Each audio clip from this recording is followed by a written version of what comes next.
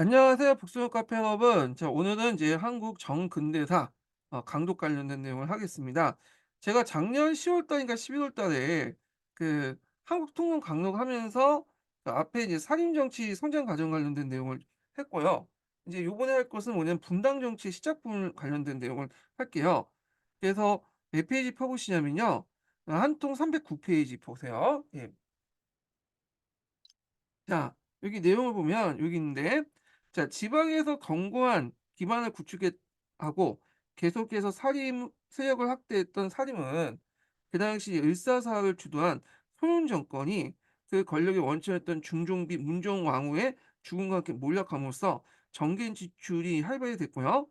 그리고 인제 선조 때에는 그 정계 주류로서 정착을 시작했다. 자, 성조 때 인제 정계 주류로서 인제 정착할 수 있었던 게 뭐냐면 성조 때가 그 뭐냐면 선조 자체가 반개월족이죠. 어 반개야, 반개. 이 사람이. 그래서 인제 그 명종이 아들이 한 명 있었긴 했는데 일찍 죽었어요. 그 후에 인제 아들을 이제 생산을 하지 못하고 결국에는 인제 뭐냐면 넘어가게 되죠. 그래서 관계열 쪽으로 해 갖고 넘어가게 했기 때문에 선조 자체가 이 왕이 되려고 했던 사람이 아니고 도중에 인제 택견을 가는 과정에서 이게 들어온 사람이기 때문에 상당히 정치적 권력이 약하잖아요. 그래서 이 정치적 권력을 인제 뭐냐면 강화시키기 위해서 그 당시 살인 세력들을 적극적으로 등용을 했어요. 그러면서 이제 선조 때 들어가면 인제 홍보 세력들 완전히 이제 물리치고 살인들이 인제 정 전국을 장악했다. 이렇게 이제 보시면 될 것 같아요. 자, 그래서 이제 이 내용도 이제 계속 읽어 보겠습니다. 자, 그러나 이들의 전국적인 어떤 정계 진출이 훈촉계에 대한 비판의식이 비롯됐음에도 불구하고 실제 전국의 전환에는 혁명적 방법의 영향이 아니기 때문에, 왜냐면 이제 그 선조의 어떤 정치 의도나 이런 것들 등등 해 가지고 이렇게 들어왔잖아요. 그래서 인제 살림의 우세를 차지한 데에도 이 훈척 계통의 이제 요소들이 여전히 잔존하고 있었다.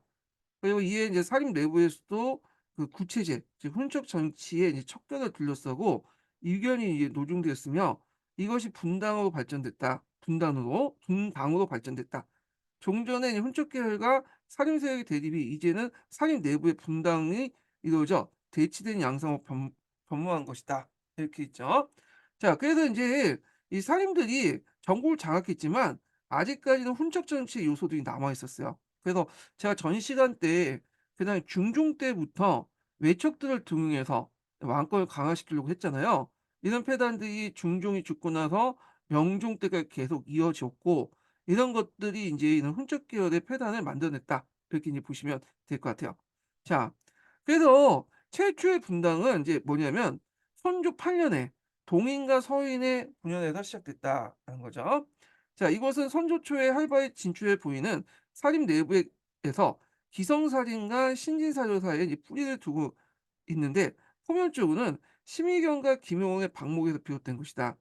자, 신의경은 명종비 때 친제로서 그 척신이었지만 척신이라는 것은 이제 인적 관계를 맺고 있는 사람들 외척 집안이라고 보시면 돼요. 이 심의경 자체도 원래는 이제 이 사람도 인제 살인세력이에요.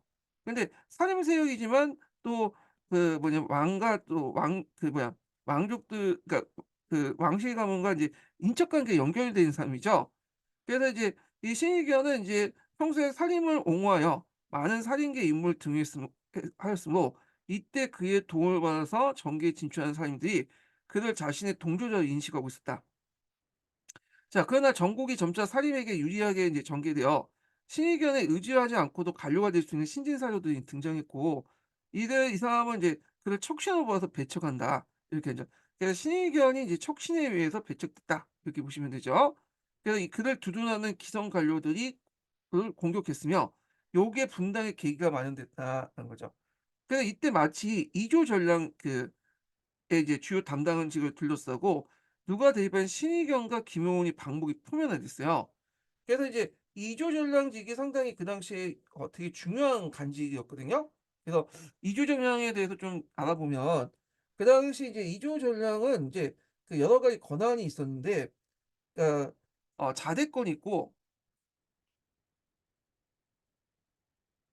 그다음 두 번째는 통정권 같은 것도 있었어요.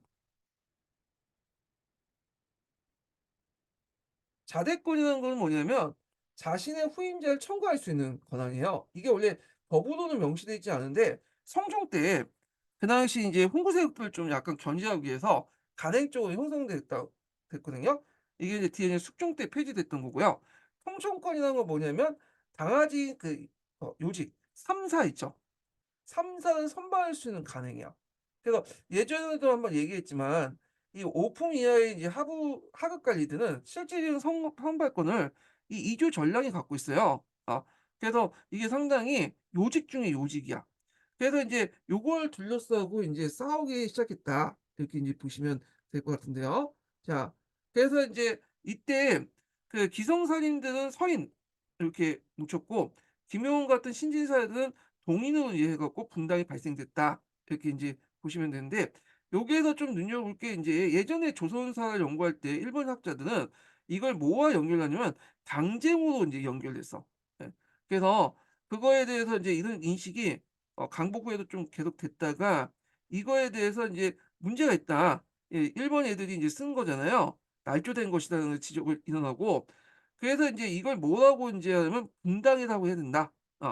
분당 정치라고 인제 얘기하고 있죠. 그리고 인제 이건 조선 후기 때 정치를 세도 정치를 구별하기 이전에 분당 정치를 구별해야 된다 해 갖고 당쟁하고 분당 정치를 구별하는 그런 용어를 이제 만들어졌어요. 그래서 최근에는 인제 당쟁이라는 용어보다는 분당이라는 용어를 많이 사용한다. 이렇게 보시면 돼요. 자, 그래서 이제 분당의 정의를 인제 어떻게 정의했냐 이렇게 보면 분당 정치는 학연에 위한 분단의 공존을 바탕으로 한 상호 비판 체제이며 그 살인미에서 주도되었던 성리학적 정치 운영의 방식의 한 형태로서 이해해야 된다. 그래서 발전적인 측면이 이제 봐야 된다는 거죠. 그래서 오히려 이런 분당 정치가 있고 상호 견제가 됐기 때문에 조선 왕조가 500년 동안 유지될 수 있었던 거고 그리고 이제 세도 정치가 되면서 이제 분당 정치가 완전히 끝나게 되잖아요.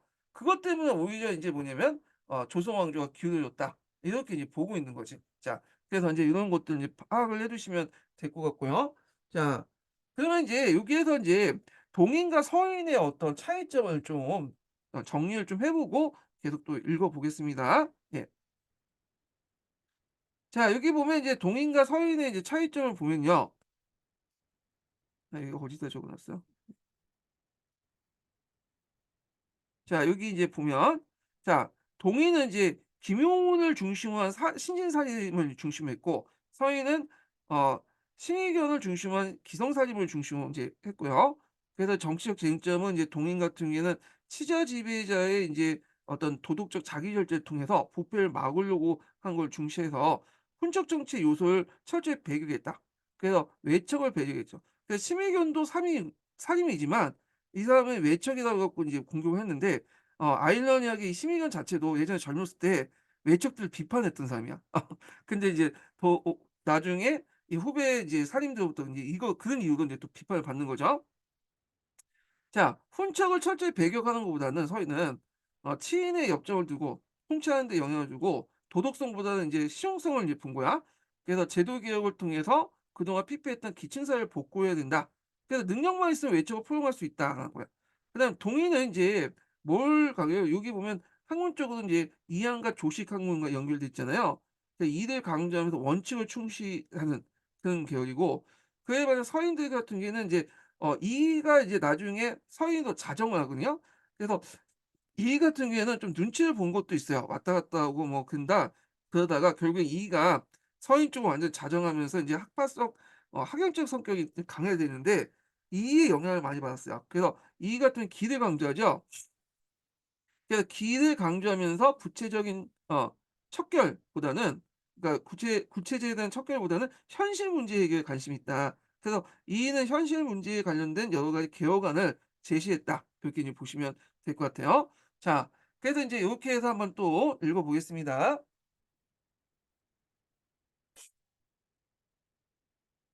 자, 그리고 이제 여기 보면 자, 동인과 서인으로 나눠진 정국은 이이가 수소 서인을 자정하면서 그 앞에서 얘기했지만 이이는 인제 서로 양시 양비론을 들면서 이렇게 이제 눈치를 보다가 결국에는 인제 뭐냐면 서인으로 이제 자정을 하게 되죠.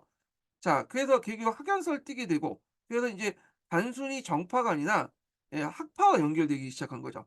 이후 인제 분단 간의 상호 비판과 견제를 원리로 하는 붕당 정치가 뭐냐면 시작됐다. 원래 붕당 초기에는 동 초기부터 동인에는 이해안과 조식 계열의 인제 문인들이 많았으며, 이 그들 나름대로 학연에 의해서 정치 집단적 색깔을 띠고 있었지만, 서인의 경우에는 신진관료들인 동인으로부터 공격받았다는 입장에서만 유대 관계가 형성됐는데, 이의 자정에 의해서 이가 스스로 이제 서인 쪽으로 넘어가면서 인제 이 학연성이 인제 강화됐다. 예 이렇게 보시면 돼요. 자, 그런데 인제 전국을 강망했던 이가 분당의 공정을 도모하고자 다시 수세에 몰렸던 서인으로 스스로 정함으로써 그의 문인들이 서인을 가담하게 됐고, 결국에 서인은 수적 열세를 만회하는 동시에 학연에 의한 정파라는 성격이 분명히 할 수 있었다. 자, 이의 서인 자정은 당면한 정치 상황에 의한 것이긴 하겠지만, 보다 본질적인 문제는 학문적 입장에 뿌리를 두고 있다. 그래서 이제 앞에서 학문적 입장에 대해서 이제 얘기를 하고 있었죠. 동의는 원칙론자들이기 때문에 오 얘들이 강조하는 건 뭐야? 이항 쪽의 강조에 가깝죠. 이. 근데 이에 반해 서인은 인제 뭐냐면 이가 인제 여기에 들어감으로써 인제 뭐냐면 기를 강조하고 현실적인 문제를 강조했다. 이렇게 보시면 돼요. 그래서 이제 먼저 이항의 항구는 주의론에 입각해서 도덕적 원칙을 중시했고, 심성론을 매우 중요시해서 훈적 계열의 투쟁 과정에서 사상적 지주 역할을 했을 뿐만 아니라, 이가 인제 이항이 이를 강조했던 이유에 대해서 예전에 한번 제가 설명했는지 모르겠는데, 그 당시 이항이 이제 훈적 계열과 강조하는 싸우는 과정에서 어떤 도덕적 원칙을 강조할 수밖에 없는 거죠. 그러다 보니까 이렇게 인제 사상이 발전할 수밖에 없는 거고, 그래서 인제 사상적 지주의 역할일 뿐만 아니라 상임 정치가 구현된 뒤 훈적 정치 요소를 철저히 배제할 걸 주장했다. 자, 이에 대해서 이는 현실 문제보다 관심을 가져 잔존해 있는 구체적 요소를 척결하는 것보다는 그동안 피폐됐던 기층사를 복구하는 것이 우선이라는 입장을 취했다.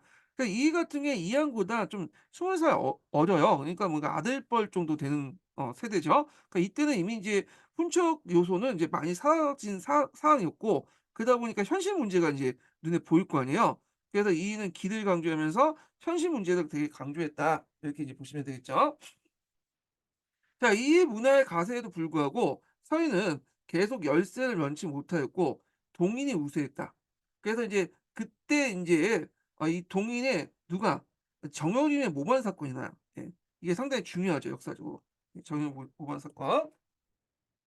그래서 이제 이 정현이 모범 사건은 이제 보면, 원래 정현이라는 사람은 동인이라고 하지만 실제적으로 이 사람은 이제 전에는 서인이었어요. 서인이었는데 동인이 우세하니까 동인 쪽에 달라붙었나 봐. 그러니까 인제 서인 입장 올 때는 좀 괘씸하죠. 게다가 왕한테 미움을 사 가지고 인제 저쪽 인제 뭐 전라도 지역에 가 가지고 무슨 것을 이제 만드냐면 대동계라는 걸 조직해요, 비밀 결사 조직을. 그래서 항해도나 충청도, 전라도의 승려나 평민들을 끌어모아 그때 뭐 정감론 같은 것들을 인제 내세우고 그러는데, 그래서 인제 거기에 뭐 군사 훈련도 하고 그렇게 하다가 나중에 역성항공까지 인제 주장을 하게 되거든요. 이 사람이 좀 약간 뭐랄까 좀 약간 지금 입장 볼 땐 당연한 소리지만 그 좀 약간 위험한 발언을 했어요. 그 당시에는 "왕도 뭐 쫓아낼 수 있다." 뭐 이렇게 하는데, 하여튼 이 사람이 이제 뭐냐면 이게 모반을 일으켰다라는 밀고가 들어오니까 조정에서는 이 정여림을 잡아오려고 했거든요. 근데 정여림이 이제 조정의 사자가 오기 전에 그냥 자살을 했고요. 예. 그러면서 인제 이게 더 미궁에 빠지게 된 거죠. 그래서 정현임에 이제 관련된 사람들 다 잡아서 족치기 시작한 거예요. 자, 그때 인제 위관은 이제 특별검사 정도 되는 사람으로 인제 임명받은 사람이 정철이죠. 예. 정철은 이 시인으로서 유명하죠. 여기에서 인제 서인 정철이 인제 정여림과 관련된 사람들을 잡아서 많은 사람들을 숙청을 하게 돼요. 예. 그래 가지고 이때 한 3천 명 죽었다고 인제 하고 있거든요. 그래서 이때 인제 이걸 무슨 사건이 나고 하냐면 기축옥사라고 해요, 기축옥사. 이게 전현 모관 사건 해 갖고 있는데 1589 년에 일어났죠. 자, 그래 갖고 이때 인제 주로 동인 세력 중에 어디가 타격을 받았냐면 서경덕 조식 계열이 타격받았어. 이항 계열이 아니라 서경덕 조식 계열이 이제 타격을 받았다. 자, 그래서 하여튼 그럼에도 불구하고 인제 그세형 조정안에 남아 있었다. 그래서 기초국사를 계기로 해 갖고 그 당시 인제 그 중심이 동인에서 다시 서인으로 이렇게 바뀌게 돼요. 이렇게. 선조가 인제 이런 것들을 의도한 것도 있어요. 동인 세력이 너무 커지니까 이 정영이 모반 사건을 계기로 해서 동인 세력을 내치고 서인한테 힘을 실어주는 것도 있거든요, 정치 균형을 맞추기 위해서. 자, 근데 이 동인 안에 다시 남인과 북인의 분당이 일어났어요. 예. 자, 그래서 인제 그것은 대서인에 대한 옹건파가 남이었고 강경파가 북인이었는데, 그 앞에서 얘기한 것처럼 이제 기초국사 때 많이 수청됐던 사람들이 어떻게 서경덕과 조식계열이잖아요. 그러니까 상대적으로 볼 때는 이제 그 뭐냐 이한 계열 같은 경우에는 좀 옹건파들이 많아, 얘네들이. 그래서 인제 이한 계열은 이제 남인들이라고 인제 나중에 분리돼 나가고, 그다음에 강경파는 북인들인데 자기가 당했으니까 피해 보복을 해야 되겠죠. 그러니까 인제 조식 계열이 많죠. 이들이 북인으로 인제 나눠지게 되는데, 이게 나눠진 계기가 된 사건이 있어요. 이게 뭐냐면 정철 때문에, 정철 때문에. 정철은 앞에 기초국사 때 위관으로 해 가지고 그때 인제 동인, 특히 이제 서경덕 조식 계열의 사람들 많이 쳐냈잖아요. 그런데 이제 이 정철이 무슨 사건을 일으켰냐면 건저희 사건이었어요, 건저희. 저희라는 것은 세자를 의미해요. 네. 그래서 있는데 그 당시에 인제 선조는 그 왕후한테, 왕비한테 인제 뭐냐면 자식 없고 그 밑에 후궁들한테 여러 자식들이 있었거든요. 그러니까 인제 이때 인제 선조의 총애를 받았던 인비 김씨가 신성군을 낳으니까 자의정 정철이 빨리 세자를 정하고 건의를 한 거야. 어. 그래서 인제 이렇게 하니까 이게 인제 마음에 안 들었고, "내가 지금 팔팔한데 감히 뭐냐면 세자를 정할 걸 네가 말을 하냐."고 하면서 이 문제를 가지고 정철이 처벌받게 돼요. 예. 그래서 이제 이걸 건저희 사건이라고 인제 하고 있거든요. 그래서 이게 건저희 사건이 일어나고 하니까 이 처벌 문제를 둘러싸고 이제 앞에 얘기한 것처럼 그 당시 동인 안에서 강경파와 그다음에 온건파가 형성된 거야. 그 온건파는 남인 계열, 강경파는 북인 계열 이렇게 나눠졌다. 이렇게 보시면 되겠죠. 그래서 인제 북인은 중벌을 주장했지만 남인은 이에 반대했다. 자, 이후부터 이제 서인과 남인, 북인이 정립하여 서로 비판하고 인제 견제하는 분당 정치가 있고, 서인은 나중에 인제 뒤에 얘기지만 노론하고 소론하고 또 나눠지죠. 예. 자, 이런 식으로 인제 나눠지고, 또 북인은 이제 소북하고 대북하고 나눠지죠. 예. 예전에 한번 대북 계열이 인제 관련된 내용이 한번 시험문에 나왔던 거죠. 그럼 여기에서 이제 분당 정치 관련된 내용에서 이제 시기구문을 좀 볼게요. 제가 이제 이걸 좀 정리를 했는데 이 시기구문을 보고 인제 넘어가겠습니다. 자, 분당의 형성과 정부의 동향을 보면 크게 이제 5시기로 나눠볼 수 있어요. 이게 이제 16 세기를 기점으로 해 갖고 이제 보는데, 분당 성립기 같은 경우에는 선조부터 강해군까지 이렇게 있고, 그래서 인제 요게 인제 분당 분열 관련된 내용이 있고요. 예전에 시험 문제 나왔던 것이 강해군이 집권할 때 분당이 뭐냐? 대북 계열이죠. 자, 그리고 이제 두 번째 시기가 이제 분당 정치기야. 그래서 성립 당의 분당 정치기인데 이 시기 때가 이제 분당 정치의 어떤 피크를 이룰 때예요. 그래서 그 당시에는 인조 반정 이후에 그 남인과 서인의 세력 균형이 있었던 상호 공존에 입각한 어떤 분당의 어떤 모습들이 보이죠. 원칙적인 모습들이 상호 공존과 비판을 통해서 있고, 서인이 정권을 주로 장악했지만 남인의 공존을 인정해 줬죠. 예. 그래서 이제 강해군 때 대북 정권의 독재와 비교해 볼 수 있는 거야. 자, 그다음에 한국기 때는 이때부터는 일당 전제가 일어나. 이럴 때 한국부터는 일당 정제가 이제 숙종부터 해 갖고 쭉 일어나게 되면서 주로 이제 노동 계열들이 인제 정권을 장악하게 되고, 그리고 이제 분당의 폐해가 너무 일어나니까 이걸 바로잡고자 왕을 중시로 영조와 정조를 중시로 탕평 정치를 실시하죠. 예. 그러다 했지만 결국엔 실패했고, 결국에는 다섯 번째 세도 정치가 등장했는데, 세도 정치는 일문 독재죠. 요건 일당 독재인데 아예 여기는 일문 독재로 바뀌게 돼요. 그래서 분당 설립기, 분당 정치기, 한국기, 탕평 정치기, 세도 정치 5시기로 이렇게 분당 형성과 정부의 동향을 나눠 봤다. 이렇게 보시면 될 것 같고요. 이게 보통 우리가 이제 분당 정치는 조선 시대 때의 어떤 정치 세력 변화의 주요 관점이에요.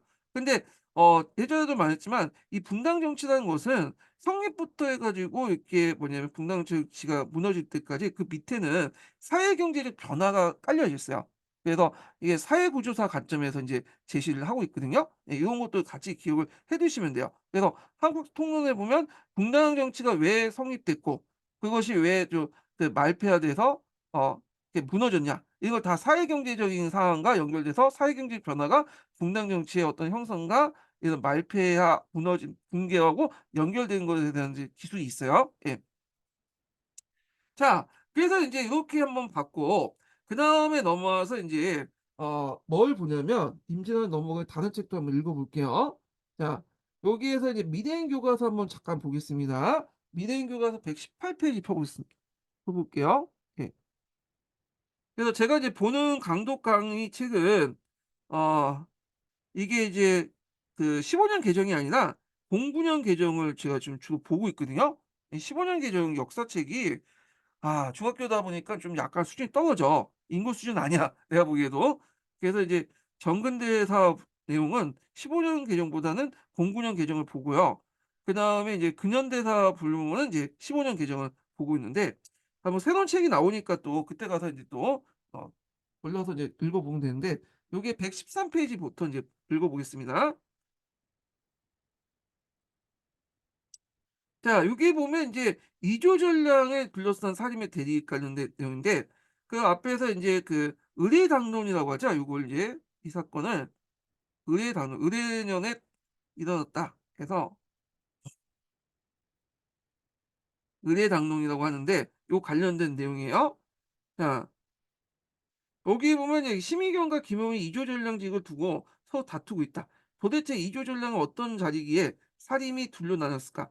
자, 이조 전량은 제가 이조 정량은 발음 이조 전량이에요. 그래서 이조 전량은 예전에 한번 제가 얘기를 했는데 이게 오품의 그렇게 하이직이야. 근데 하이직 중에 약간 높은 하이직이긴 하는데 그렇다고 해서 이제 당상관은 아니거든요.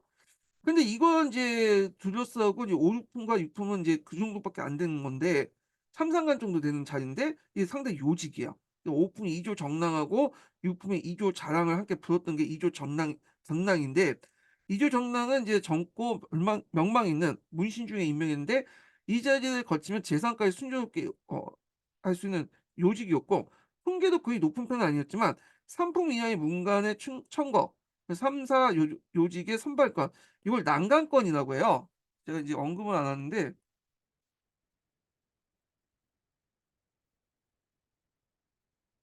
요걸 난간권이라고 하는데 하여튼 이런 게 있고 3-4 청요지의 선발권, 후임 전량의 추천권, 자대권이라고 하죠.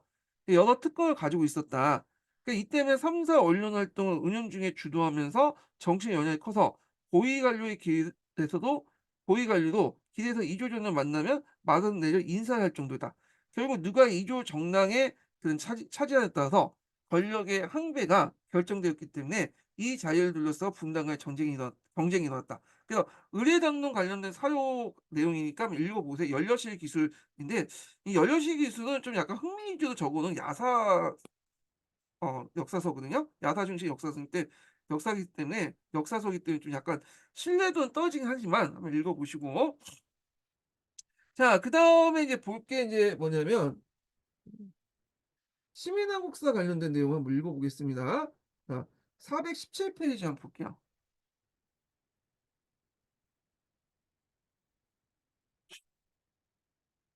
아. 예전에 읽다가 뭐 막 해 가지고 있는데 음 417 페이지 내용을 보겠습니다. 자, 여기 보면 이제 분당의 발생이 있어요. 한번 볼게요. 자, 선조 즉위 이후에 정치를 주도하게 된 사림은 척신세력을 독주를 비판하면서 척신을 축출하는 한편 사로 그 할을 당한 사람들 신원했다. 신원이라는 것은 건국대전에 억울한 사람이 있으면 그걸 이제 풀어주는 제도가 있어. 이게 신원이라고 하죠. 그래서 인제 김효사 때 할을 당한 조광조의 신원과 추승 작업이 진행됐고 그 을사사의 피해자에 대한 신원도 추진되었다. 그러니까 이 과정에서 신고 살인들의 어떤 그 척신 체제의 청산을 둘러서 갈등과 대립이 포면화됐고요. 그래서 여기에서는 인제 한 가지 더 붙였죠. 얘네들이 왜 싸웠는가. 그래서 인제 여기에 들어갈 것은 그 당시 김효사나 을사사의 피해자를 신원하는 과정의 대립 갈등, 요걸 인제 더 배경을 두고 있어요. 자, 신규 사립의 이제 구성은 시기적인 차이가 있으나 중종 때 후반부터 인종과 명종에 걸치면서 출세했던 구세효과, 선조 즉위에 출세한 신세로 나눠질 수 있다. 자, 신구 살림의 대립은 살림이 정치를 주도하게 된 상황에서 정국을 어떻게 운영할 것이냐는 문제와 관련됐다. 네, 우선 을사사 때 피해를 입은 살림의 신원이나 공신의 사건 등을 둘러싸고 논란이 있었다. 자, 1575 년에 심효원이 이조 전랑직을 둘러싸고 이제 자리를 놓고 갈등이 발생을 하면서 분당 형성의 조짐이 포명됐다. 자, 살림 세력의 갈등이 격화되자 이는 중재자 입장에서 양쪽을 봉합하려고 했어. 앞에도 얘기했지만 이가 처음부터 선인으로 들어간 게 아니에요. 이는 그 당시 양씨론을 들면서 양비론을 들면서 한쪽도 옳고 양쪽도 옳고 양쪽도 옳고 그다음에 양쪽도 틀린 거 있다. 너희들 이제 뭐냐면 그 항상 옳고 그런 게 아니라 어떤 쪽이 어느 쪽이 이제 옳고 어느 쪽이 그런 게 아니라 양쪽도 양 어떤 쪽은 옳을 수도 있고 어떤 쪽은 틀릴 수도 있다. 그 양비론을 이제 제창한 거예요. 자, 그렇지만 이게 봉합이 안 됐죠. 그래서 인제 이의 노력에도 갈등을 해소하지 못하고 결국엔 1583 년에 이이가 서인으로 당색을 정하면서 이거 이 그 동인이 서인과 분당이 동인과 서인의 분당이 분명해졌다. 그래서 이제 앞에서 이제 한국통론에 읽은 것처럼 학연성이 강화됐다. 이렇게 이제 보시면 되겠죠. 그래서 원래는 동인은 이제 강했는데 서인은 동인과 이제 대응하는 과정에서 어중이 떠중이 모인 거잖아요. 그런데 이제 이이가 인제 들어오면서 학연성이 강화됐다. 이이의 제자들이 이게 많이 들어가게 되죠. 자, 이후 조선의 분당은 몇 가지 특징이 있다. 학연이 이제 분당의 문화에 중요하게 되었다. 학연이 이제 분당의 문화에 중요하게 영향을 미쳤다. 자, 학문적으로 동인에게는 이한과 조식, 서경덕의 문인, 서에는 이이와 성원의 문인이 다수 포함되는데 동인이 남인과 북인을 나누면서 남인은 이항의 문인이 북인에는 조식과 서경덕 문인이 포함됐다. 또한 서인과 노론과 소론 나눠져 노론은 송시열 문인, 소론은 윤중이가 박세채 이제 문인이 포진되었다. 자, 이 송시열하고 인제 이 뭐냐면 후에 인제 뭐 박세채 윤중의 대립 내용이 인제 예전 뒤에 나오거든요. 예, 그건 나중에 얘기할게요. 또한 지연도 강한데 동인의 주축은 영남과 호남 등 지방 출신이 다수 차지했다. 예. 그래서 이제 동인들이 이제 앞에서 얘기한 것처럼 되게 인제 어떤 사람들이요? 이항이라든지 조식이라는 이런 사람들이잖아요. 어. 그래서 이 사람들이 거기에 인제 주로 먼저 살았어요. 예, 거기. 서인은 사월과 경기 이단을 기반으로 해서 이이가 이제 요쪽 서울 쪽의 사람이죠. 기반을 두고 대대로 벗어난 집안 출신이 많았다. 자, 동인이 남인과 북인이 지나면서 남인은 주로 경상도 자도 인물이 북인은 경상도 우두 인물이 인제 다수 포함됐다. 이렇게 있는데 서울을 중심으로 해서 여기가 자고 여기가 우예요. 예. 그래 갖고 있는데 이거는 이제 북인은 주로 조식 계열이 여기 많고 그다음에 인제 여기 누구야 서인 남인 같은 경우에는 요 이항이 이제 요쪽 부분이잖아요. 그러니까 인제 요렇게 나눠졌다고 보시면 될 것 같고 자, 서인이 노론과 소론을 분당되면서 노론은 주로 충청도와 서울 지역의 인사들이 그리고 소론은 주로 서울 지역의 인사들이 포진되었다. 자, 이 밖에도 인제 조선의 분당은 아버지와 아들로 아들에서 손자로 이어진 세습성이 상당히 강하다. 이렇게 보시면 될 것 같아요. 자, 그래서 분당 정치의 전개를 보겠습니다. 자, 분당 형성 이후의 살림은 공론을 앞세우세요. 자, 이 공론이라는 거는 예전에 한번 시험문에 나왔어요. 요게 인제 기입형 문제로 한번 아주 오래된 예전 문제에 나왔는데 그래서 공론 정치를 강조하죠. 공론 정치는 공치주의를 강조하죠, 공치주의. 그래서 성리학은 한당유학과 달리 왕하고 사대부가 같은 인제 뭐냐면 어 그 같은 이제 일을 이제 받았고 그다음에 기가 청하기 때문에 잘 드러내죠, 이가. 그런 사람이기 때문에 이들이 공동으로 인제 통치를 해야 된다. 그래서 이들이 인제 뭐냐면 민을 공동으로 통치해야 된다는 공치주의가 있어. 그래서 한당유화 같은 경우에는 왕이 이제 정치의 중심이고 밑에 신하들은 보조적인 존재잖아요. 근데 이에 반해서 이제 뭐냐면 성리학에는 이 공치주의 이념이 상당히 강했던 공론 정치가 발달됐다. 걸 좀 기억을 해 두시고 자, 이건 뭐 한국뿐만 아니라 중국도 마찬가지야. 예. 자, 그다음에 인제 계속 읽어 보겠습니다. 자, 분당 형성 초기에는 동인이 우세했으나 1598 년에 정현임의 옥사가 인제 그 기축옥사죠. 발생하자 서인이 이를 반전의 기회로 삼았다. 그러나 세조 철봉을 둘러싼 건조의 문제가 발생하면서 그 당시 정초를 중심한 서인의 첩을 둘러싸고 동인 내부의 갈등이 인제 포면했고요. 자, 동인은 임진왜란 이후에 유석열에 대한 주화 오국의 인제 문제를 둘러싸 격화돼 다시 남인과 북인으로 나눴다. 이렇게 인제 보면 되는데, 그래서 이제 앞에서 인제 그 여기에서 남인과 북인에 대한 이 분단 관련된 내용이 한국 통론하고 좀 약간 다르고 있어요. 좀 그 한국 통론 같은 경우에는 그 정철의 그 첩을 둘러싸고 그 나눠줬다고 했는데, 여기에서는 그냥 내부 갈등이 일어났다가 이게 완전히 갈려진 게 인제 사건이 주화오국이라고 하는 인제 건데, 주화오국은 뭐냐면 임진왜란 때요. 이제 유성룡이 그 당시 인제 그 뭔가 어 중요한 지위인가 영의정인가 하여튼 여기 자리를 맡고 있었는데, 중국에서 명나라에서 인제 합평 논의가 일어나요. 그래서 "지금 싸우지 말고 일본과 합평해서 전쟁 빨리 끝내자." 그러니까 유성룡이 이제 처음에는 이거에 대해 반대했다가 하도 밀어붙이니까 그냥 공식적인 건 아니지만 "아 그러세요." 하고 넘어간 거야 그냥. 아 좋은 의견이 나오면 넘어간 거야. 그냥 그런 식으로 슬그머니 넘어간 거죠, 하도 인제 재촉하니까. 근데 이게 인제 나중에 밝혀져서 유성룡이 "나라를 갖다 팔았다." 막 비난 여론이 일어난 거예요. 그래서 인제 그 유성룡이 나중에 이것 때문에 실각이 되거든요. 그 주화 오국 관련된 내용이 여기 있는데 한번 읽어 볼게요. 그래서 하해를 주장해서 나라를 그릇된 방향을 이끌었다. 그런데 이제 유성룡이 이제 주장했다는 것보다는 명나라 측의 압박을 받고 명나라의 요구에 어느 정도 인제 뭐랄까 포면적인 동의만 좀 해 줬다, 요런 내용이에요, 이게 주 내용이. 예. 네, 1597년 명가 일본의 교섭을 통해 하약을 맺기로 했고 조선에 동의할 걸 강요했다. 외교와 군사 정책을 총괄했던 유성룡이 이에 동의할 수밖에 없었다. 이때 동의할 수밖에 없었는데 적극적인 동의보다는 "아 그러세요." 하면서 이제 소극적으로 동의를 한 거야. 그러나 인제 이걸 둘러싸고 이제 비판적 여론이 일어났고 결국 유성룡이 실각했다. 이게 주화오국인데, 이 주화오국의 계기로 해 갖고 이제 남인과 북인이 완전히 분리됐다. 이미 인제 건전지 사건부터는 좀 분열이 일어났고 이때 완전히 분열됐다, 요게요. 그래서 요게 인제 주화오국은 인제 이게 없는 내용이죠, 한 통에. 그러니까 좀 추가해서 보시면 될 것 같고요. 그래서 인제 계속 좀 읽어 보겠습니다. 그래서 주화오국의 문제를 둘러 놓고 격화되어 남인과 북인이 인제 나눴고, 남인은 인제 남인은 서인과 유성룡에 대한 처벌에 대한 온건한 입장인 반면 북인은 강경한 입장이다, 이렇게 있죠.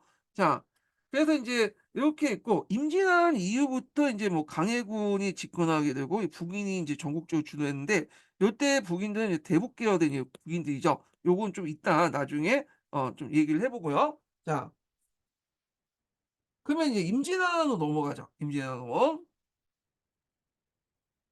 자, 이 임진왜란 관련된 내용은 예전에 기출문제에 한 두 문제 정도 나왔나?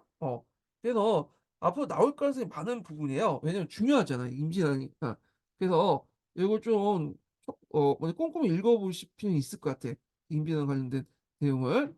자, 그러면 이제 한번 보겠습니다.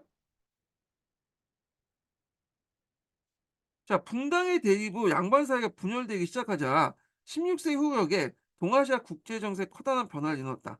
우선 중국에서는 여진족이 통합하는 가운데 거세게 일어났 거세게 일어났으며, 그다음에 일본에서는 풍실수기, 어 그러니까 이제 도요토미 히데요시에 의해서 100년간의 전국 시대가 끝나고 통일국가가 성립됐다. 이에 따라 인제 외족의 조선 침략이 이제 고조되었고, 이런 사이에서 먼저 왜군이 조선을 침략했다라는 거죠. 자, 임진왜란 배경에 대해서 대내적인 배경도 있고 대외적 배경이 있잖아요. 예. 그래서 한번 그걸 좀 정리하고 좀 넘어가 볼게요. 자, 일단 이제 여러 가지 배경이 있겠지만 일단 이제 대내적인 배경을 보면 이게 조선 국내 문제예요. 자, 병역 체제의 문란 후 국방력이 약화됐고요. 그래서 이제 그 당시에는 이제 진간 체제가 무너지기 시작하죠. 그리고 군적 수포제가 인제 실시했지만 들어오는 그 군포를 국방에 돌리는 게 아니라 이제 다른 데 써 버린 거야. 그러다 보니까 병력이 상당히 줄어들게 돼. 그래서 오랜 기간 동안 거의 200년 동안이죠. 평화기가 지속되다 보니까 일본의 정세를 제대로 파악하지 못했다는 거, 그런 것도 있고, 그다음에 그 정부는 사신을 보내서 정세를 파악하려고 했지만 일본의 침략에 대한 조정의 의견이 엇갈려 전쟁에 대비하지 못했다는 거. 그때 인제 도요토미 히데요시에게 사신을 보낼 때 서일의 였던 정사였던 항윤기는 일본에 대한 경계를 주장했으나 동인이었던 부사 김성인은 일본 침략 가능성을 부인했죠. 그러다 보니까 보통 사람들이 인제 이런 의견이 있으면 이게 근거 없는 낙관론에 기울 수밖에 없잖아요. 여기 뭐 서인의 주장이 항일기의 주장을 들어버리면 어떻게 했어? 전쟁 준비해야 되잖아. 그래서 피곤한 거야. 그러니까 얘가 인제 김성의 의견이 좀 마음에 와닿는 거죠. 예. 그래서 이제 요걸 들어줬죠. 근데 이제 그걸 그 김성이 나중에 틀렸다는 걸 알게 된 거죠, 의견이, 이 의견이.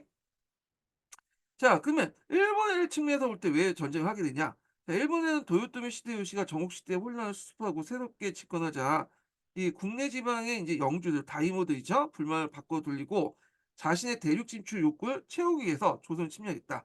또한 그 당시 명과 조선이 일본과 무역 매우 제한적. 왜냐하면 이제 이건 일본이 자초한 건데 전국 시대 때 이제 외란들이 왜구들이 많았잖아요. 그러다 보니까 명과 조선이 이 일본과의 무역을 거의 단절하거나 거의 축소시켰어. 자, 그래서 이것을 이제 제한적으로 허용한 것에 대한 지방 영주와 상인의 불만이 많았다. 이걸 돌파하기 위해서 이제 했다라고 이제 의견이 있어요. 자, 하여튼 여러 가지 이제 배경으로 해 갖고 인제 임진왜란이 일어났다. 이렇게 보시면 되겠죠. 자, 그러면 계속 읽어 보겠습니다.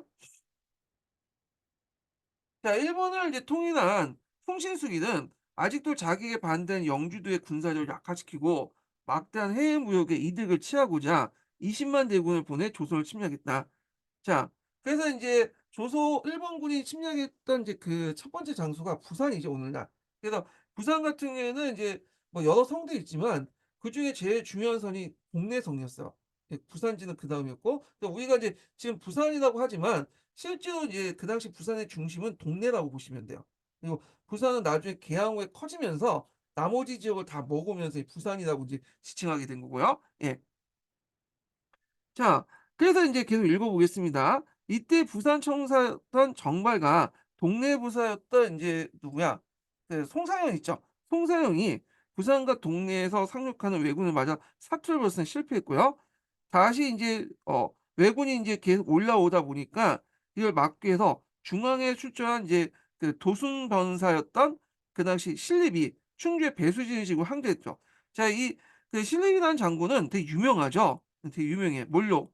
그 니탕계의 반란같이 여진족들을 상대했던 장군 유명해요. 그래서 그 당시 제일 유명한 명장이었죠, 조선시대 때. 근데 이 신림용 부대는 그 니탕계 같은 이제 여진족을 상대했던 부대이기 때문에 부대가 기병으로 구성돼 있어요, 기병. 근데 이에 반해서 일본은 이미 인제 철포대라고 해서 조총을 무장한 보병 중심의 군대였죠. 그래서 이제 요것이 이제 충주에서 붙게 된 거야. 물론 그전에 인제 한 번 또 그 이일이 그 상주 지역에 지키다가 인제 뭐냐면 그 도망친 사건이 있는데 이건 뭐 그렇게 중요한 건 아니고, 자, 하여튼 인제 배수진을 치고, 배수진이라는 것은 이 강을 이게 디도해 가지고 그러니까 후퇴하지 못하게 배수를 치고 했는데, 이게 인제 공격을 이제 김하병을 공격했는데 이게 완전히 뭐예요 이거. 어 그냥 사냥감에 불과하죠. 조총 부대에 의해서 깨지게 돼. 자, 항쟁에서 그 역시 허사로 돌아가고 결국엔 왜군은 한 번 이제 뚫려 가지고 요게 인제 한 번 뚫려 갖고 인제 그 뒤에 후방이 없는 거야. 이게 제승방란 체제의 문제점이죠. 제승방란 체제는 한 곳에 집중해 갖고 막는데, 문제는 요게 뚫리면 곧바로 뭐야? 곧바로 서울이 무너진 거야. 이런 것들. 그래서 충주가 뚫리고, 물론 중간에 뭐 용인에서 한 번 인제 또 있었는데 싸우다가 그냥 다 무너졌죠. 그래서 인제 파죽지세로 이제 북상하게 돼요. 아무런 준비 태세를 갖추지 못했던 인제 조선은 조총으로 잘 훈련된 왜군을 막을 수 없었다. 더욱이 15 세기부터 야기된 부역제의 모순으로 앞에서 얘기한 것처럼 인제 그 당시에는 군족 스쿨제 같은 것들을 했어요. 그래서 그 군포를 2필 정도 받고 군인을 고용을 하는 체제잖아요. 그런데 군인을 고용하지 않고 이걸 다른 데 이용해서 뭐 다른 데 썼단 말이에요. 실제적으로는 인제 뭐냐면 병력이 없는 거야. 그래서 이 군사 동원 체제에 무능했고, 자, 이러한 군사의 피폐에 따라서 진간체제가 해이해져 결국에 을모외변 이후에 앞에서 얘기한 제승방내 분군법도 그 결함이 많았다. 앞에서 얘기했죠. 제승방당이라는 것은 이제 예전에 제가 한번 설명했는지 모르겠지만 일단은 이제 그 한 곳에 병력을 다 집중시키죠. 그리고 나서 서울에서 경장을 파견해. 그래서 인제 임진왜란 때 신립을 파견했잖아요. 그래서 신립을 인제 그 파견하면 경장이 그 당시 임진왜란 때 신립이 그 여러 이제 군대를 통솔하는 체제야. 근데 이제 문제점은 뭐냐면 일단은 평상시 이들하고 커뮤니케이션이 안 되고 래퍼가 형성되지 않은 상황에서 전혀 생명부지의 어떤 그 서울에 올라 내려온 장군의 명령을 받고 그 밑에 동원된 군대들이 움직이냐는 거죠. 제대로 움직이지 않겠죠. 도망가고 그러겠죠. 그러다 보니까 신립은 이 사람들이 대부분 도망가고 없어지니까 자기의 이 기병대를 이끌고 싸울 수밖에 없는 상황이었어요. 예. 그래서 이제 앞에서 인제 얘기할 때 인제 이건 나중에 얘기하고 하여튼 기병대를 이제 동원해서 싸우다 보니까 배수진을 치고 싸우는 방법을 택하게 된 거거든요. 예. 자, 하여튼 있고 결국엔 정부는 전의를 상실하고 의주 피난하였으며 왜군은 부산에 상륙한 지 20 일도 안 되어 서울에 입성하여 계속 평양을 거쳐서 함경도까지 북상하였다라는 거죠. 그래서 인제 요 내용들 이제 보시면 되고 자, 육지에선 참패를 반해하여 해전에서는 도초에서 왜군을 섬멸하게 됐다. 전라자수사였던 이수신이 이끄는 전라도 수군은 태종 때 왜군에 대비해서 만든 거북선을 개량해요. 요걸 이제 보통 기선이라고 하죠. 이 기선, 한자로 좀 기선인데 태종 때 만들어졌다고 하는데 요거는 좀 약간 그래. 태종 때 있는 걸 개량했다고 보기는 좀 힘들고 이게 인제 기선 같은 게 그때 임진왜란 때 만든 기선은 태종 때 그 거북선하고 달라요. 예. 그래 갖고 이제 그때 인제 거북선은 그러니까 임진왜란 때 거북선은 판옥선 있죠. 판옥선은 명종 때 만들어지는 거예요. 그래 갖고 인제 을묘외변 때 이제 적군하고 싸우면서 왜군과 싸우면서 왜군에 특화된 그 배가 판옥선이거든요. 그 판옥선의 상갑판을 떼고 거기에다가 인제 철갑을 이는 철갑선이라고 이제 하는 설도 있지만 하여튼 거기에다가 뭔가 둥글스러운 걸 입히고 나무를 덮고 만든 게 거북선이야. 일종의 돌격선이죠. 예. 그래서 한 3-4 척 정도 만들었다고 하는데 요걸 이제 개량을 한 거야. 그래서 요거는 약간 인제 좀 아닌 것 같아. 예. 거기에 외국의 것보다 우수한 화폐를 설치하고 옥포나 당포, 당항포 등등에서 부산포에 큰 정가를 올렸고 특히 이제 예전에 시험 문제에 나왔던 것이 이 한산도죠, 한산도. 한산도에서 최대 승리를 이제 거뒀다. 한산도 대첩. 예. 그래 갖고 인제 요게 예전에 한번 시험 문제 나왔죠. 한산도 대첩에서 이제 큰 승리를 했던 게 그때 유명한 직이 있죠. 하깃진이죠, 하깃진. 어 학이 날개를 피는 것처럼 얘기하는 거야. 적이 인제 들어오면 여기 안에 들어가면 함항이 형성되잖아요. 그 당시에 뭐 조준 사격 같은 건 없으니까 함항이 형성되면 여기에다 대포를 이제 날리는 거죠. 그래서 이제 쳐 부시는데 여기에서 인제 한산도 그 대첩은 또 한 개만 핀 게 아니라 하깃진은 두 개를 폈어. 이게 쌍익진이다. 그래 갖고 이 쌍익진해 갖고 적군을 완전히 격파했다. 이게 예전에 한번 시험 문제 나왔어요. 자, 그러면 이렇게 이순신의 활동으로서 어떤 효과를 누리게 됐나 이걸 보면 그 당시 일본 군들은 어떻게 인제 공격을 했냐면 자, 일본이 인제 일본군이 이렇게 북진을 하면 보급을 해 줘야 될 거 아니야. 근데 보급을 이제 근데 그 많은 병력들을 보급하기 위해서는 육로보다는 어떻게 보급할까? 해로를 이용할 수밖에 없죠. 그래서 수군을 이용했고 전라도 쪽으로 들어갔고 이제 북진하는 그 당시 이제 그 일본 군들에게 보급을 하려고 했는데 이게 잘 안 됐어요, 생각외로. 자, 왜 그러냐면 여기 수유기를 여기 그 해운길을 누가 맡고 있었던 이순신이 맡고 있었던 거죠. 그러다 보니 이순신한테 연패를 하다 보니까 제대로 안 됐고 그래서 차선책으로 이제 육로로 이렇게 이제 보급하려 했는데 육로도 막혔죠. 뭘로? 의병 때문에. 그래 갖고 나중에 일본군들이 평항선까지 해 갖고 함락하고 더 이상 북진할 수 없었던 이유가 뭐냐면 보급이 끊어졌기 때문에. 전쟁에서 제일 중요한 게 보급인데 이게 육상 통로는 의병에 의해서 보급이 끊어지고 해상 통로는 이순신에 서 끊어지게 된 거예요. 예. 그래서 요런 것들을 감안해서 인제 보시면 될 것 같아요. 그래서 이제 수군은 남해의 제해권을 장악하여 수륙으로 이제 허공했던 수륙 번징 정책이라고 하죠. 왜군의 작전을 이제 공수했으며 전라도 곡창지대를 보존할 수 있었다. 그래서 이순신의 활동을 통해서 이런 것들을 할 수 있었다. 이렇게 이제 보시면 될 것 같아요. 예. 자, 한편 각 지방의 유생과 농민들에 의해서 의병이 봉기되죠. 예. 앞에서 인제 신입장군이 인제 할 때는 강제 끌려가서 인제 뭐 생명 부지 같은 상황하고 같이 싸워야 되니까 도망갔는데, 이 사람들은 같이 인제 일상생활을 공유했던 사람들이 아니에요. 그래서 얘네들이 인제 또 자기 고장도 지켜야 되고, 그래서 도망갈 수가 없죠. 예. 서로 안면이 있는 사람인데, 그러다 보니까 의병은 상당히 단결력이 강해요. 그래서 의병이 봉기되면서 왜군에 저항했다. 이게 왜군이 상당히 당황했던 거야. 왜냐하면 이제 일본군 같은 경우에는 전쟁 중에 이게 이제 다이모들 공격해서 다이모가 이제 자결하면 지고 이제 져 갖고 자결하면 그 밑에 일반 백성들은 그냥 승리한 쪽으로 붙거든요, 저항 없이. 근데 우리나라 같은 경우는 다른 거야. 왕이 도망갔는데 불구하고 각지에서 의병들이 일어나 갖고 인제 대항한다면, 일본식으로 생각했던 이제 왜군들이 큰 당황을 했던 거죠. 당연히 그 왕을 쫓아가서 왕만 잡으면 죽이면 된다고 생각해서 이제 경성을 점령하고 왕을 쫓아가는데, 오히려 그 남쪽에서는 막 들고 일어났다는 거죠. 예. 자, 그래서 이들은 정부의 모병에 소극적이었지만 외적의 침략이 당하자 자기 가족과 재산 그리고 마을을 지키기 위해서 응정했던 것이다. 그래서 이 의병대 활동이 쭉 나와 있는데요. 충청도 옥천에서는 일어나 청주의 외병을 격퇴하고 금산의 적을 공격해서 전사 조연이나, 그다음 경상도 의령에 기병하여 의령 창녕 등지의 외적을 경유해서 선명하고 진주의 김시명과 함께 적병을 격퇴한 그 각지요. 각지는 홍해 장군으로 유명하죠. 김시민도 이제 뭘로 유명해? 진주 대첩으로 유명해. 예. 그 예전에 한번 시험 문제 나왔어요. 그래서 1차 대첩이 있고 2차 대첩이 있죠. 2차 싸움이 있는데 대첩이라고 볼 수 없고, 1차 때 이제 김시민이 활약을 해서 막아냈죠. 근데 2차 때는 인제 뚫리죠, 이게. 그래서 2차 때는 인제 그 김시민이 1차 전투 때 부상을 당해서 죽게 되거든요. 그 후임자가 있는데 이 후임자 이름을 정확히 기억을 못 하는데, 하여튼 그때 인제 뭐냐면 무너졌다. 이렇게 보시면 될 것 같아요. 자, 전라도 장흥에 거봉하여 금산의 전상 고경명이나 수원을 중심으로 여러 차례 왜구를 격파하고 2차 진주전투에서 이제 전사 김천인, 한경도에 활약해서 경성 기주의 외적을 격파한 정문부. 이 사람들 되게 유명하죠? 이 사람도. 뭘로 유명하냐면 북한 대척비로 유명해.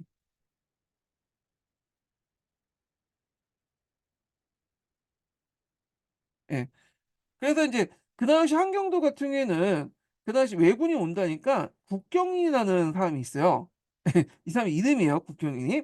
국경인이 그 왜군하고 결탁을 해 가지고 결국에는 이제 왕자도 잡아 가지고 갖다 바치고 그랬죠. 예. 그런데 이제 이거에 이제 불만을 품은 인제 이거에 대한 국경이 이렇게 나라 팔아먹었잖아요 그러니까 이거에 대해서 대항해서 이제 정문구라는 사람이 중심으로 해 가지고 의병을 결성이 되고, 결국에는 한경도에 있는 왜군들을 뭐냐면 몰아내고 국교인 같은 이 매국노를 잡아서 처형을 시켜요. 예. 그래서 그 당시 한경도나 그 지역을 이제 북간이라고 해서 북간 대척비를 세웠거든요. 그게 인제 나중에 일제 강점기 때 어디에 일본에 갔다가 나중에 다시 협상을 통해서 우리나라를 거쳐 북한을 돌려보냈어. 이 북한이 왜 줬는지 잘 모르겠는데 하여튼 그렇게 됐고, 그다음에 인제 의병들과 함께 승병들도 인제 활동을 하게 되죠. 그래서 승병 같은 경우는 어떤 거냐면 이제 그 당시 전을 지키는 사람들이 있었어요. 전을 지키기 위해서 인제 군사훈련을 받은 그 사람들이 있었거든요. 그래서 인제 유정이라든지 이런 사람의 승리하기 위해서 이제 승병 활동도 있었다. 자, 이들은 주로 인제 치고 빠지는 방법으로 유격 전술을 해서 왜군의 군사 활동에 막대한 차질을 끼쳤고, 강군이 전열을 가다듬을 수 있는 시간적 여유를 벌어 주었다.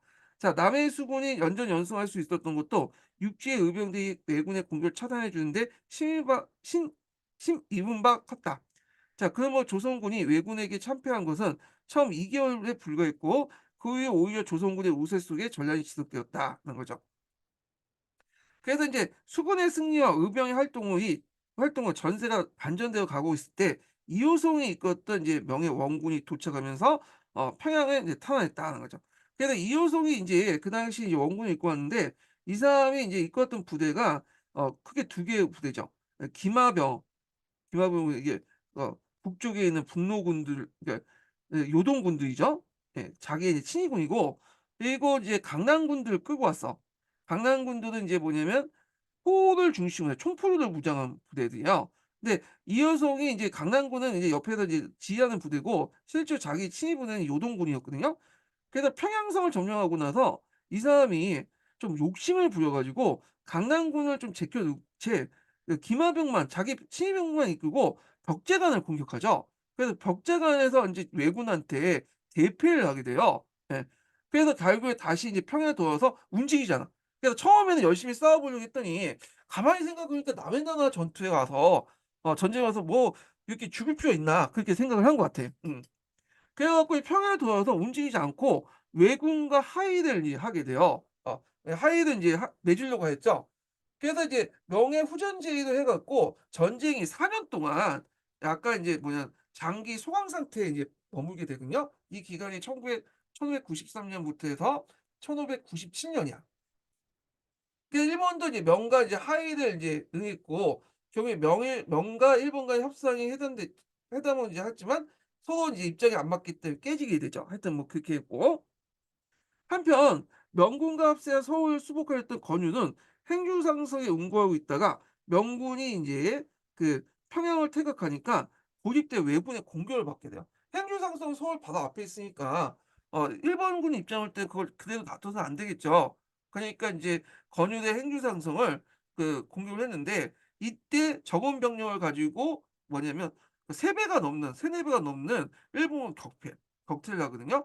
그때 이제 격퇴할 수 있었던 게 뭐냐면 이제 하약 무기를 많이 동원했다고 해요. 예 비건 지천례나 뭐 이런 하차 같은 것들을 동원해 갖고 이겼다고 하는데 자 하여튼 그래서 왜군의 공격을 받았는데 격전 끝에 수배가 넘는 왜군을 격파하여 대승을 거뒀다.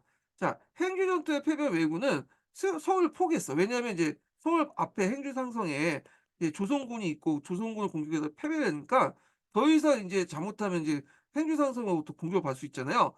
포기하고 경상도 해안 일대로 퇴각을 했어요. 그래서 경상도 해안 일대 퇴각하면서 거기에 이제 외성을 쌓았죠. 순천이나 순천은 나중에 세워진 거고 정교원한테 세워진 거고 하여튼 뭐 부산이나 인제 울산이나 이런 외성들을 쌓아 놓고 그냥 버티고 있었던 거야. 예 이렇게. 그리고 그 안에 이제 4년 동안 조선의 반대에도 불구하고 앞에서 얘기한 것처럼 명과 왜군 사이에 진행된 합의가 있었고 자 양측이 모두 승전자이면 이제 자처를 무리한 조건을 내시하다가 결국에는 결렬이 됐어. 그래서 뭐 일본군 같은 경우에는 사돈을 떼어 가지고 달라. 어 그리고 "너네 인제 뭐 명나라 공주를 이제 우리한테 보내라." 이런 식의 말도 안 되는 걸 하게 되죠. 그래서 이제 왜군이 다시 공격을 했는데 이게 정유재단이죠. 정유재단. 그런데 이제 정유재단 동안 이제 4년 동안의 소강기가 있었잖아요.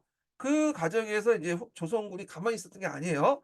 나름대로 그 군비를 인제 그 확충시켰죠. 그래서 재승방란 체제 대신에 진간 체제로 다시 복귀했어요. 진간 체제로. 그리고 훈련도감을 설치했고요. 그래서 척계강의 기호신서 있죠. 이 기호신서를 참고해서 훈련도감을 인제 조직하고 전술을 했고 그다음에 소고법 같은 걸 소고군이죠. 소고군을 이제 만들었고 그다음에 이제 조총 같은 것들을 인제 제작을 했죠. 조총을. 그래서 황해라고 해서 일본군도 있죠. 항복한 일본군부터 조총 제조법을 배웠고 그래서 나름대로 군사 인제 대비를 했던 거죠. 그래서 이번에는 임진왜란처럼 이렇게 당하지 않았어요. 왜냐면 조선도 이제 앞에서 얘기한 것처럼 이런 군비를 갖췄고 명국과 협동해서 적군을 요격하여 왜군의 공격을 전과 같이 활발하지 못했다. 이미 인제 조선도 3-4년 동안 짬밥이 있잖아. 예. 그래서 이제 보통 우리나라도 이제 짬밥이 무섭죠, 군 경력이. 그리고 이제 싸워보는 거고 조총도 갖고 있었고 또 우리나라 사람이 일본보다 키도 크고 등치도 크잖아. 그래서 처음엔 당할 수밖에 없었는 게 200년 동안 칼질하는 일본군을 당할 수 없었지만 나름대로 인제 3-4년 싸우다 보니까 인제 일본군보다 이제 능가하게 된 거야. 하여튼 자 이때 왜군은 직상까지 북상했지만 곧 반격을 받고 퇴각했고 남해안에 인제 일대에 머물게 되는데 한때 파직됐던 이순신이 복직되면서 예전에 이제 영화에도 나온 명량에서 일본 수군을 대파했죠. 요때 뭐 12 척인가 또 13 척이라는 설이 있는데 배설이 인제 어 신천년 전투에서 패배해 갖고 도망갔잖아요. 그때 다시 가지고 온 이 배설의 배 12척 13 척을 가지고 그 당시 뭐 이게 몇 백 몇 척을 깼다고 했는데 하여튼 일본 수군을 대파했다. 자, 왜군의 패색이 짙어져 감에 따라서 마치 일본에서 풍시수를 벽사하니까 왜군이 철수했고, 그때 인제 뭐냐면 7 년간에 걸친 전란이 막을 내렸다. 그렇게 보시면 돼요. 그리고 왜군이 인제 철수하는 과정에서 왜군은 인제 타결을 가기 위해서 노당대전이 일어났죠. 노당대첩이 일어났죠. 그 과정에서 이순신이 죽게 되죠. 예. 요번에 인제 요 관련돼서 또 영화 나왔죠. 그래서 관산도 대첩 명그 뭐냐면 명량해전, 노당대첩. 예. 그래서 이제 이순신이 했던 크게 이제 세 개 전투가 해전이 영화로 다 만들어진 거야. 하여튼 그렇고, 그래서 하여튼 요게 이제 예전에 한번 시험 문제 나왔어. 한산도 대첩. 이게 시험 문제 나온 게 아니라 임진왜란 때 3대 대첩 있죠.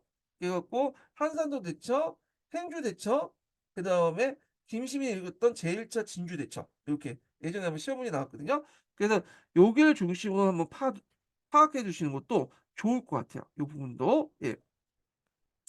자, 그다음에 외단의 영양 관련된 내용을 보겠습니다. 자, 외단의 영양 관련된 내용도 예전에 95년 기출문제, 객관식 기출문제에 나왔기 때문에 한번 나올 수가 있겠죠 또. 자, 한번 보면, 자, 7 년간의 전란 후 조선에 입은 피해는 대단한 것이었다. 자, 인구의 감소와 대대적 유망, 그리고 농지의 참담한 항패는 조선 사회를 그 밑바닥부터 붕괴시켰던 것이다. 특히 농지의 항패는 농민들의 생활을 비참하게 만들었는데, 어 난 후에 전국의 경장 병력은 종전의 3분의 1에 못 미쳤으며, 그리고 왜군의 피해를 가장 많이 받은 경상도의 경우에는 6분의 1에 불과했다. 자, 이후에 기근과 질병이 만연하여 농민의 참상은 이루 말할 수 없었고, 그다음에 국가 재정이 악화되었고, 조세의 파악 근거인 호적과 보통 토지대장은 양안이라고 하죠. 양안마저 소실되어 버렸다. 또한 이제 사회적 신분제 해이가 두드러졌어요. 그래 갖고 이제 그때 전쟁 중에 전쟁 초기에 노비들에 위해 노비 문서가 소각되면서 조선 신분제의 기관 아닌 노비층에 대한 파악이 불가능해졌고, 그다음 정쟁 중에 재정 조달 방패로 국가에게 곡식을 바치는 납소책이 시행되어 신분에 관계없이 수식하거나 면천되기도 했다. 그래서 이제 일정한 인제 뭐 군량미를 갖다 바치면 그 당시 이제 벗을 받거나 천민의 경우에는 면천을 해 줬어요. 그래서 이제 그 당시 잠깐 이제 중인들이 이렇게 해 가지고 벗을 받아서 뭐 양반으로 등업이 되는 경우도 있었다라는 거죠. 양이 양반이 되고 노비가 양이 됨으로써 조선 전기의 엄격한 신분제가 무너지기 시작했다. 자, 이런 것들이 인제 17 세기 양날을 거치면서 어떤 식으로 이게 나타나느냐면, 신분제가 무너졌잖아요, 양날을 거쳐서. 뭐 병자호란이나 임진왜란을 통해서 붕괴되니까 양반 지배층의 입장을 딴 이 신분제, 무너진 신분제 제도를 어떻게 다시 복귀시켜야 되겠죠. 그래서 뭘 했냐면 성리학적인 어떤 그 지배 질서를 강화해.